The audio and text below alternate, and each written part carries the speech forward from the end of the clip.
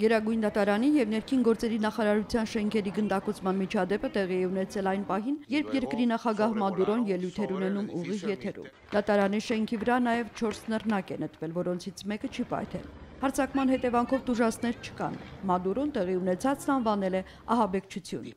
Շատ շուտով մենք կհայտնաբերենք այդ ուղղաթիռը եւ նրանց, ովքեր իրականացրել են այդ ահաբեկչական հարձակումը պետական հաստատությունների դեմ։ Մադուրոյի խոսքով հարձակումը հեղաշրջման փորձ էր, ինչի համար նա մեղադրանքի սլաքն ուղղել է ընդդիմության կողմը։ Այնինչ ընդդիմադիր առաջնորդ Էնրիկե Կապրիլեսը, որին բողոքի ցույցեր կազմակերպելու մեղադրանքով երամսյա բանտարկության են ենթարկել, տեղեկացրել է, որ դրսում գտնվող իր հետևորդները տեղի ունեցածի մասին ոչ մի ստույգ տեղեկություն չունեն։ Մենք գիտենք, որ դա ոստիկանական ուղղաթիռ է եղել, բայց մենք չգիտենք, կրկնում եմ, չգիտենք, թե ինչ է տեղի ունենում այս պահին։ Մինչդեռ հարձակումներից րոպեներ անց համացանցում հայտնվել է տեսագրություն։ Ելույթ ունեցողը ներկայացել է որպես բանակի սպա Օսկար Պերես անունով, որը գլխավորում է ապստամբված զինվորականների խումբը։